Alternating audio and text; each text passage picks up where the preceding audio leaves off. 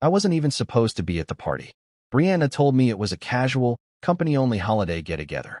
No spouses, she said, adjusting her hair in the mirror like she always did before a big event. It's just easier for everyone that way. But something about her tone bothered me.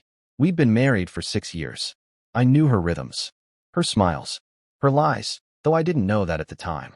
So I showed up. Not in some dramatic way. I didn't storm in.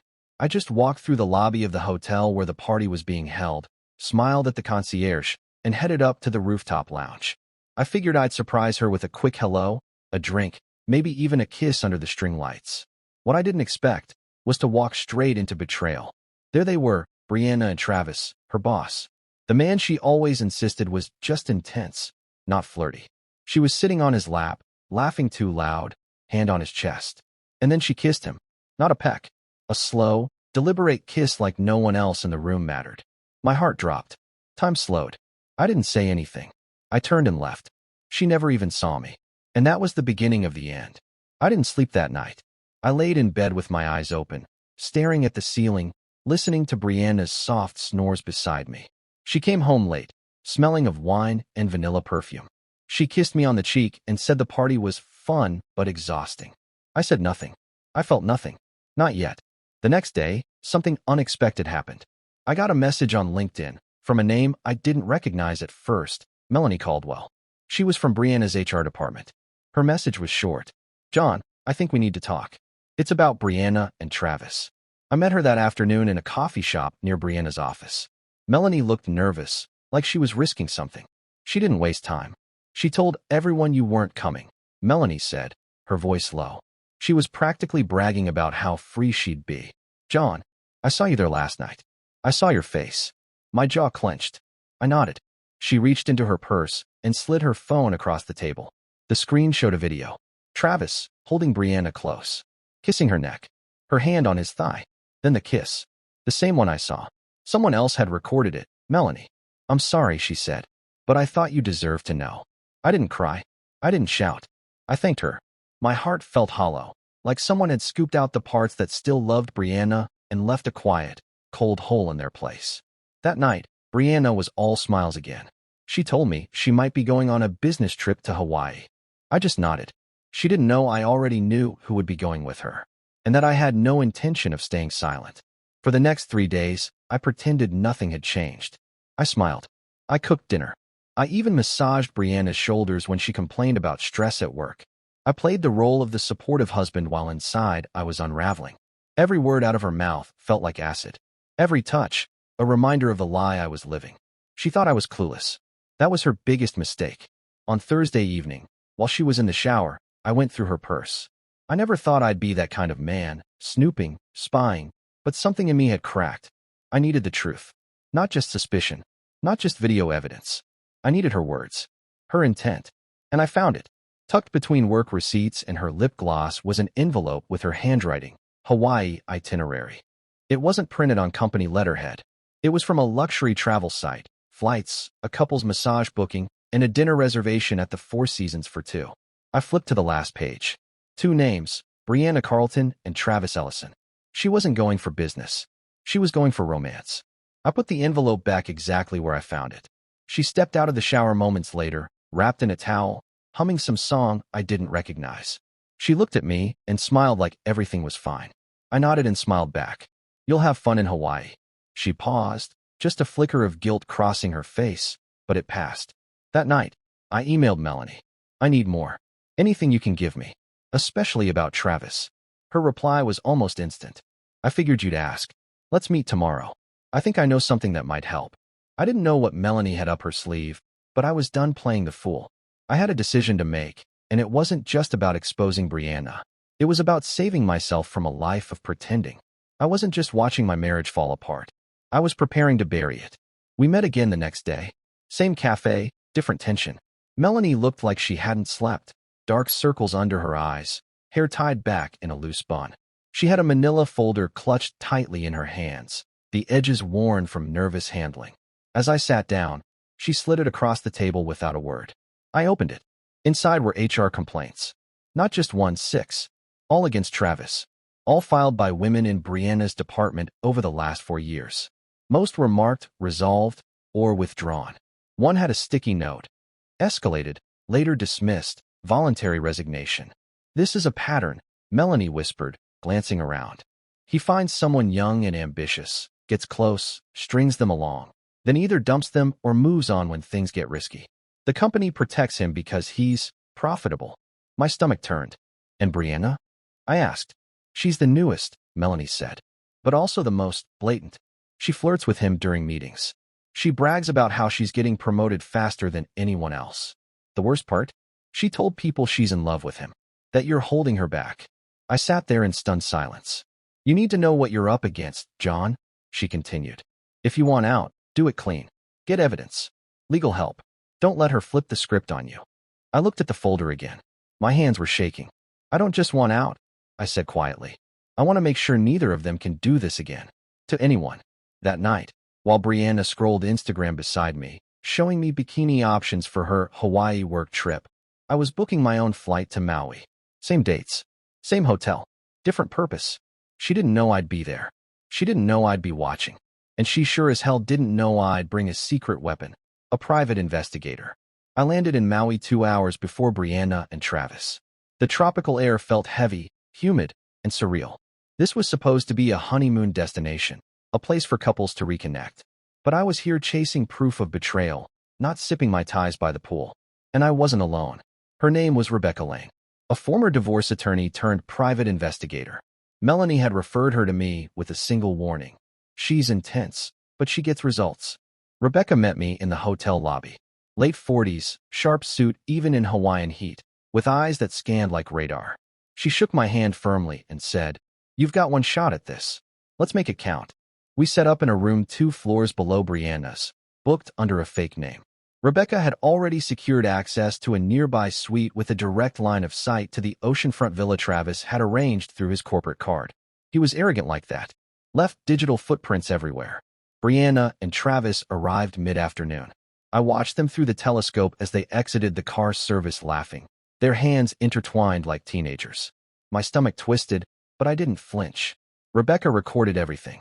That night, they had dinner on the beach. Candles, wine, her head resting on his shoulder. Every move was documented. Photos, video, timestamped. Then, around 10 p.m., the lights in their suite dimmed. Curtains drawn. Camera work done. I sat on the edge of the bed, staring at the floor, silent. Rebecca finally spoke. "You okay?" I let out a long, broken breath. I knew, but seeing it changes everything. She nodded. "You've got more than enough now. What do you want to do next?" I didn't have an answer. Because even with everything, proof, betrayal, humiliation, part of me still loved her. Or at least loved who she used to be. But that part of me was dying. And something new, stronger, colder, was taking its place. I didn't come to Maui to confront them. I came for the evidence. Quiet, clean, strategic. But emotions don't play by the rules you set for them. The next morning, Rebecca left early to meet a local contact and secure digital copies of everything we had collected. I went for a walk on the beach to clear my head, barefoot, sleepless, numb. That's when I saw them, Brianna and Travis, jogging together down the shoreline, laughing like they were the only 2 people in the world. She wore the red sports bra I bought her 2 birthdays ago, the one she said was too tight and buried in a drawer for years. Now she wore it for him. They didn't see me yet. I should have turned back. I should have stuck to the plan. But I didn't. I stood there, frozen in place, until they got close. Close enough for Brianna's smile to drop when she recognized me. "John," she said, breathless, like she'd seen a ghost. What are you doing here?" Travis stepped in front of her, puffing his chest slightly. I almost laughed. "Business trip, huh?" I said, hands in my pockets. "Calm. Too calm." Brianna's face flushed. "It is. I mean was. There were meetings, but they got canceled, and I saw the reservation. I saw the couple's massage, Brianna. I saw everything." Travis looked ready to speak, but I shut him down with a look. "Don't. You're not even worth the air." I didn't mean for you to find out this way," Brianna stammered. "I was going to talk to you when I got back." "No," I said, voice low and steady. "You weren't." I handed her an envelope. Divorce papers. Prepped by Rebecca's legal contact. Dated, signed, and ready to file. "You'll be served officially when you land," I said. "I just thought I'd do you the courtesy of a head start." Brianna's eyes welled up. Not because she was sorry, but because she was caught. You're ending this? Just like that. I stepped closer, close enough for her to see the pain in my face. No, Brianna. You ended it. That night on Travis' lap. That was the moment. I walked away, the sound of the waves swallowing whatever pathetic reply she tried to mumble behind me. Back at the hotel, Rebecca looked up from her laptop and asked, "Did you do it?" "Yeah," I said. And it felt like closing a door I should have never opened. But the story wasn't over. Because pain doesn't disappear with a signature. It lingers. Until someone helps you let it go. I extended my stay in Maui for 2 more days. Not to spy. Not for revenge. Just to breathe. I hadn't realized how long I'd been holding my breath in that marriage. Tiptoeing around Brianna's moods. Ignoring my instincts. Brushing off the emotional neglect as just stress. But now the silence felt like air. And yet, I didn't feel free. Not yet. On my last day, I rented a car to drive the Henna Highway. Locals said it was healing. Twists, cliffs, waterfalls. Maybe I was chasing clarity on a winding road. Or maybe I just didn't want to sit in another hotel room with my thoughts. About 30 minutes in, it happened. A Jeep took a corner too fast, hydroplaned, and clipped my front bumper. I swerved off the road, my tires screaming against gravel, the car thudding into a small ditch. Airbags deployed. My head hit the side window. I blacked out for a few seconds. When I opened my eyes, there was someone there. A woman, mid-30s. Freckles, blonde ponytail, green scrubs under a hoodie. Hey, don't move," she said, her voice calm but commanding. "You're okay. I'm a nurse. Amanda, you hit your head. Ambulance is coming." "Great," I groaned. "Now my week's complete." She chuckled, checking my pupils with a small flashlight. "Well, at least you're conscious," and sarcastic. "That's a good sign." They took me to a local clinic. Minor concussion, bruised ribs. Nothing life-threatening.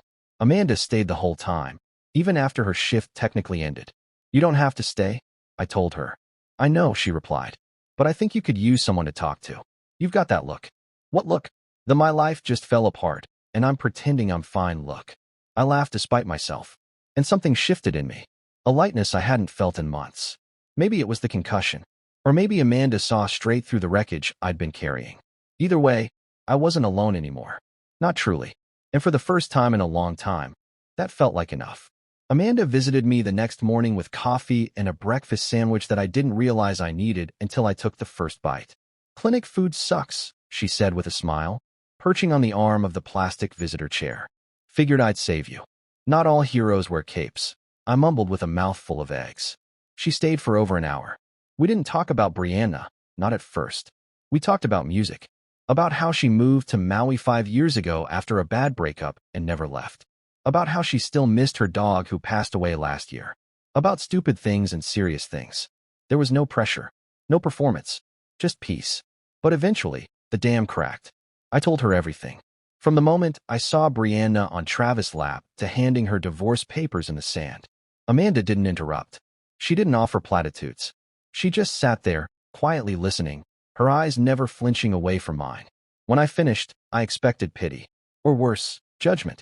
Instead, she said, "I'm glad you didn't let her rewrite your worth." I blinked.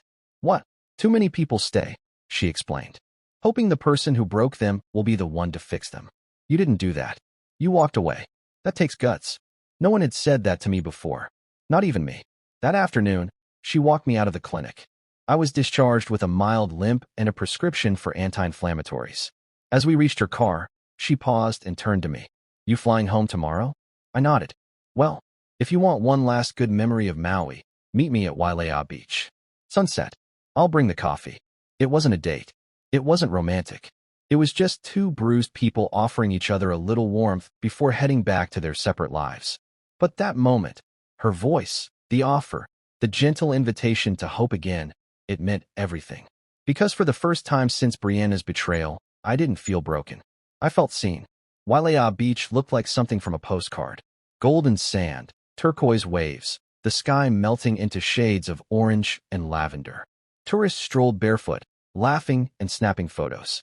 But it all blurred around me as I saw Amanda waiting, standing near a driftwood log, holding 2 coffee cups and watching the horizon like it held secrets she hadn't yet solved. She smiled when she saw me. Not the kind of smile that hides something. The kind that says, "You're not a burden." "Still concussed?" She joked as she handed me the coffee. Probably, I replied. But I figured if I was going to pass out again, this is the place to do it. We laughed. It wasn't forced. We sat side by side, letting the silence stretch. It wasn't awkward. It was healing. I realized how rare that was. To sit beside someone and not feel like you had to fill every second. Finally, she asked, "Do you regret coming to Maui?" I thought for a long moment. No, I said. I regret trusting someone who didn't deserve it. I regret not listening to my gut for years. But coming here? Facing it? Letting it end? No, that was necessary. She nodded slowly. Sometimes the hardest part of healing is giving yourself permission to let go. I looked at her, the soft wind playing with her hair. You talk like someone who knows. I do, she said. My ex. He wasn't unfaithful, just indifferent. Which hurts in a different way. But I stayed too long trying to matter to someone who didn't care. I felt that. Deeply. As the sun dipped behind the waves, we both stood. The air cooled, and the breeze picked up. She walked me back to my car, her shoulder occasionally brushing mine. I don't know what's next, I admitted. You don't have to, she said. Just know this. What happened to you doesn't define you. How you rise from it will. Then she hugged me. Not a romantic hug. A grounding one. And in that simple embrace, I felt something I hadn't felt in months. Peace. I drove back to the hotel in silence, watching the stars appear one by one. And for the first time since my world cracked open, I was okay with not knowing what came next. Coming back home was like stepping into a house that had already burned down. Same walls, same furniture, but everything felt hollow, like a ghost of the life I used to live with Brianna. The scent of her perfume still lingered in the hallway. A framed photo of us from our 3rd anniversary still sat on the mantel. I stared at it for a long time before placing it face down. The silence was deafening. I didn't call anyone when I landed. Didn't update social media. Didn't even tell my closest friends what happened. I just existed. Until Melanie texted me. Heard you're back. Let me know when you're ready to talk. Things are moving here. I met her for lunch 2 days later. She looked relieved to see me. You look better, she said. I feel worse, I admitted. But it's the kind of worse that means I'm healing. She smiled knowingly. I figured you should know. Travis is under investigation. HR couldn't bury everything this time. Your evidence helped. So did my testimony. And Brianna's not exactly handling it well. I raised an eyebrow. She turned on him already? Melanie gave a small shrug. She's been crying to anyone who'll listen. Said he manipulated her. Said she was vulnerable. I didn't feel angry. Not anymore. Just tired. Sounds familiar, I muttered. She'll spin it any way she can, Melanie said. But she can't spin this away from herself forever. Later that day, I received an email from my divorce attorney. Everything was moving forward smoothly. Clean split. I waived spousal support. I didn't want a cent of her money. I just wanted out, with my dignity intact. That night, I walked into the garage and pulled out a cardboard box. Inside were every anniversary card, every photo album, every keepsake from our relationship. I didn't burn them. I didn't need to. I just taped the box shut, labeled it past, and slid it into the attic. And just like that, Brianna became a chapter, one I no longer had to read. 3 weeks passed.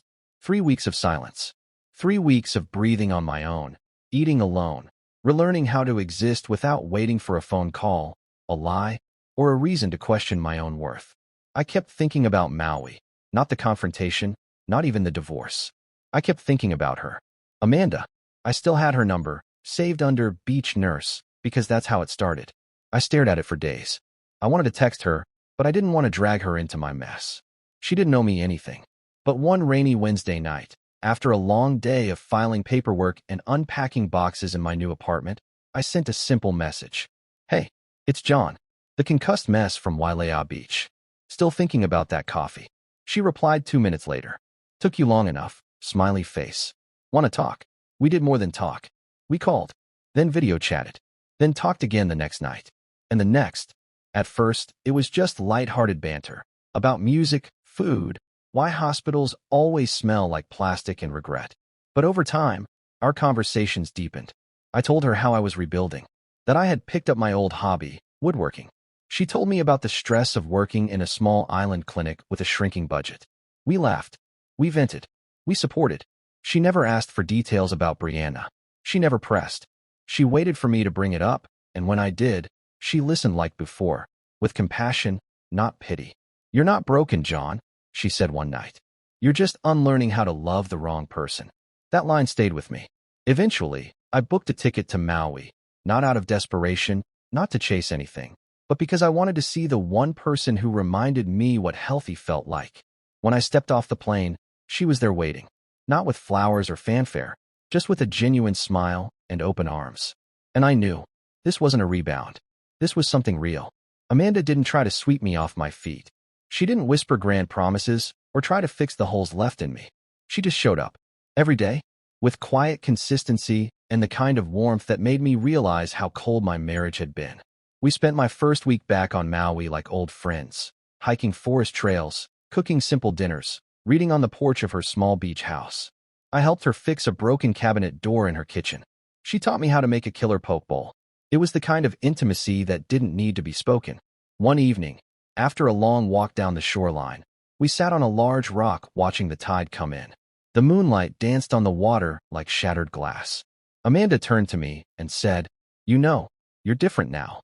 "Different how?" "You're lighter, but steadier. Like you stopped trying to prove your worth and started just being." I looked at her for a long time. "That's because no one's demanding I perform anymore." She rested her head on my shoulder. We didn't say anything after that. And in the silence, I realized something profound. I wasn't chasing revenge anymore. I wasn't even chasing closure. I had moved on. Not because I forgot the pain, but because I stopped letting it define me. We didn't put labels on our relationship right away. Amanda was too grounded for that, and I was still rediscovering who I was outside of being Brianna's husband. But it was clear, I was building something new with Amanda, slowly, respectfully, and intentionally. And this time, I wasn't building on sand. It happened on a Tuesday. I was back on the mainland, only for a few days, closing up the last pieces of my old life.